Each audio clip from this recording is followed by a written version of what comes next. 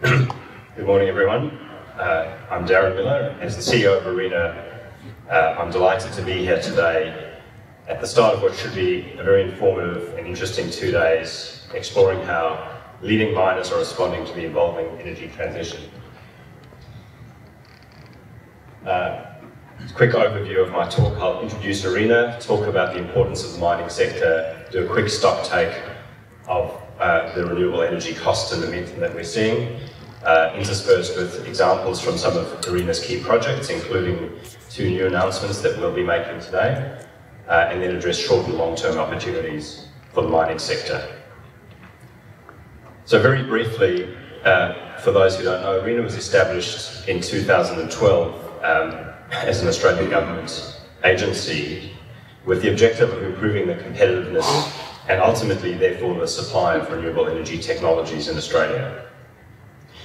Over the past 7 years, we've invested in projects spanning the entire innovation chain, from research through to deployment.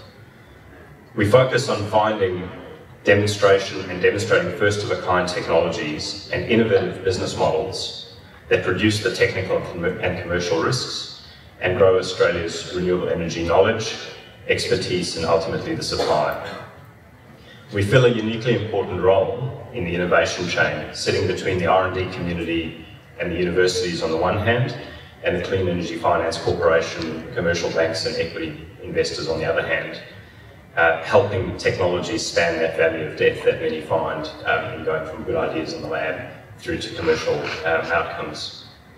We've helped build the foundations of renewable energy in Australia, and we've worked with and supported the mining sector over a number of years, and I'm sure that many of the projects that we've supported will be discussed and talked about over the next couple of days.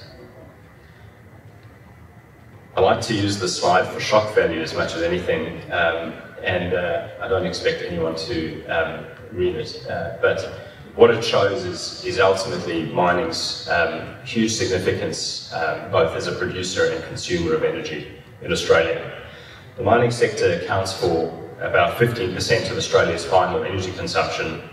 It's a larger consumer than the residential sector, the commercial and services sector, agriculture and the construction industry. More significantly, though, the mining sector produces 21 times more energy than Australia's electricity system and 4 times more energy than is consumed by Australia domestically.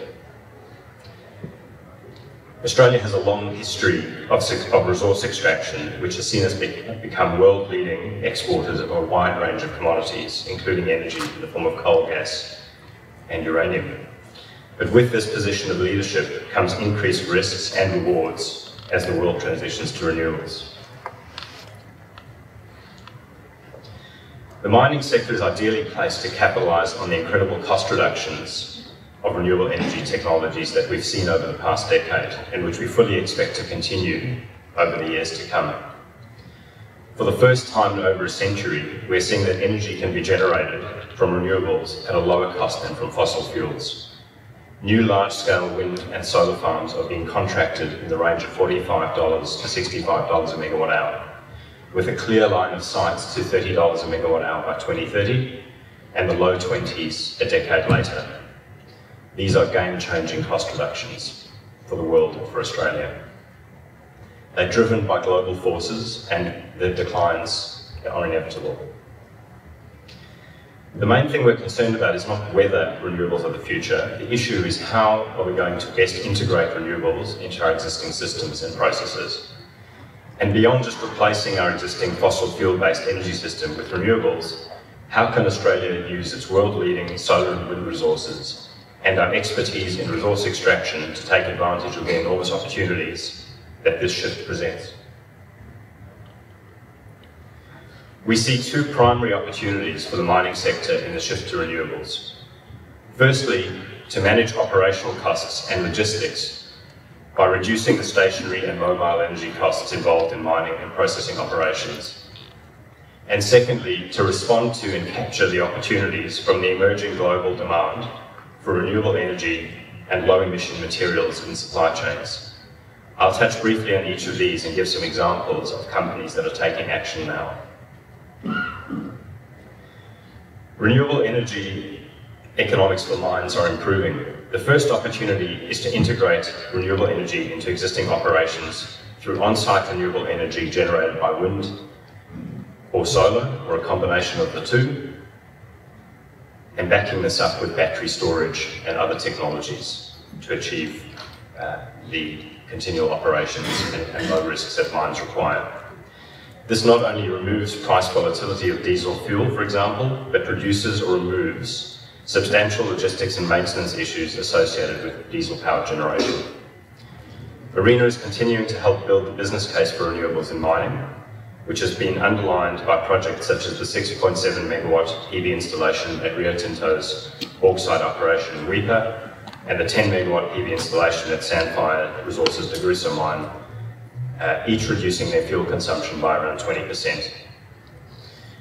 The most recent projects we are seeing combine PV with wind as well as storage to achieve much higher renewable energy penetrations in the supply of energy.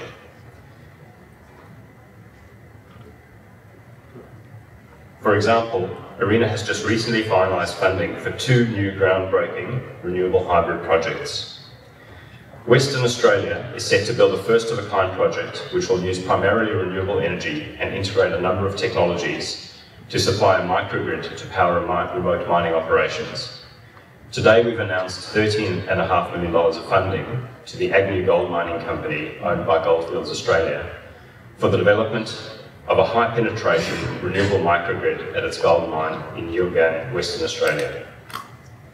This $112 million project will demonstrate the creation of a new hybrid microgrid in the mining region, combining 18 megawatts of wind, 4 megawatts of solar, and a 13 megawatt, 4 megawatt hour battery, with security and reliability of the microgrid underpinned by a 16 megawatt gas turbine.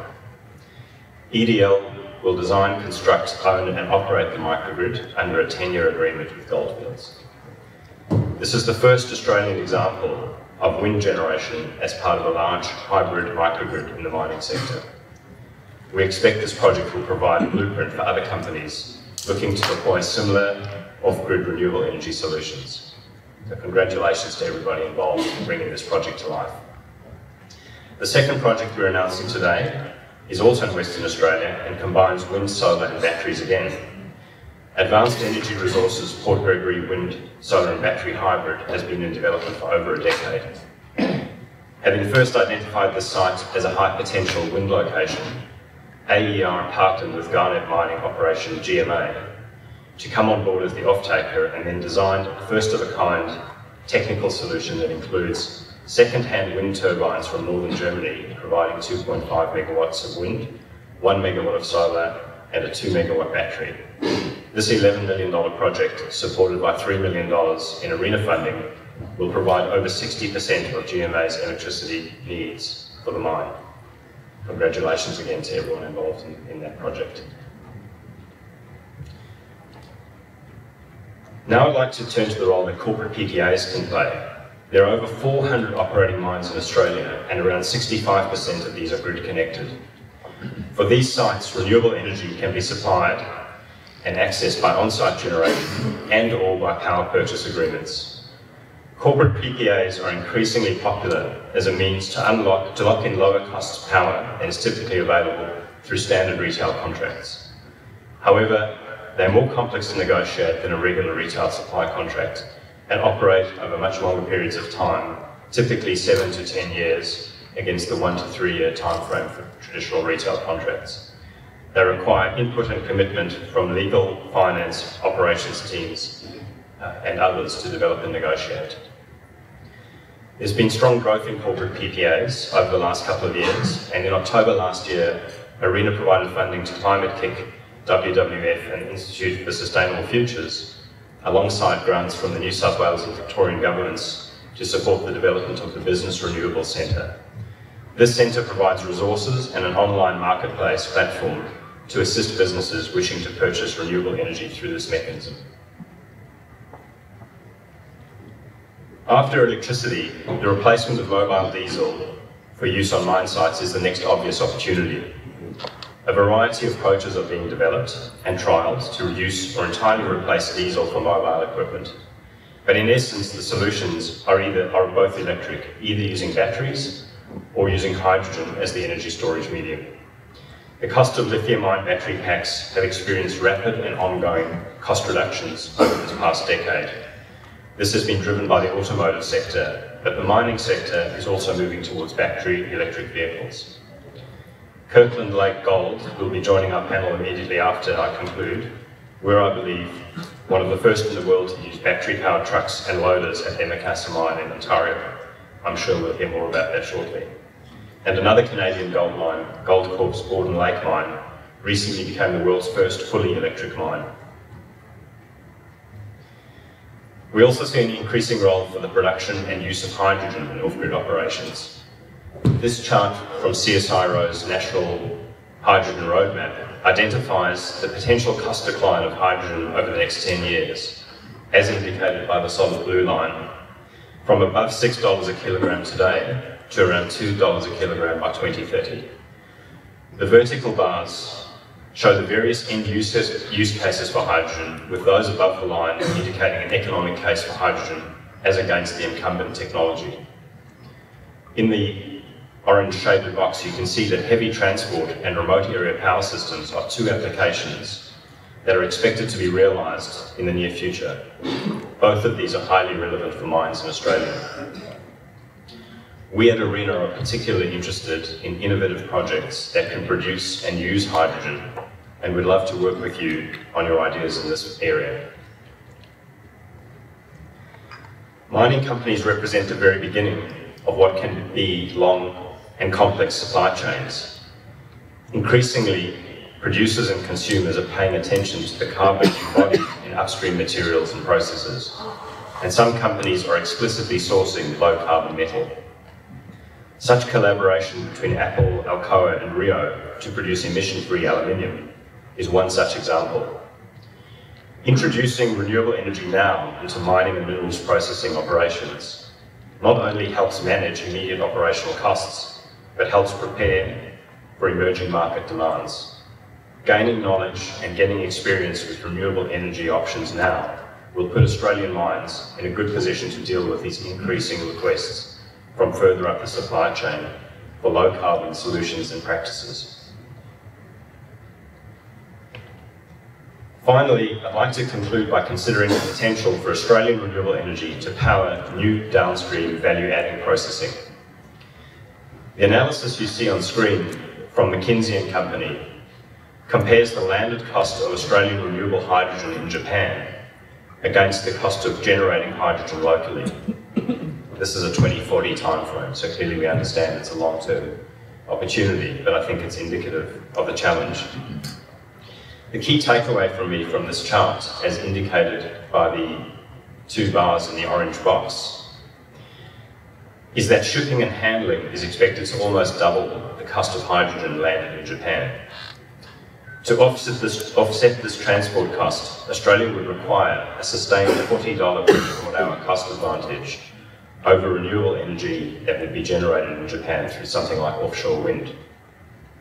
Sitting here today, it's difficult to predict whether this cost advantage will persist in the long term. We at ARENA and many others are working on innovations in the storage, transport and handling of hydrogen.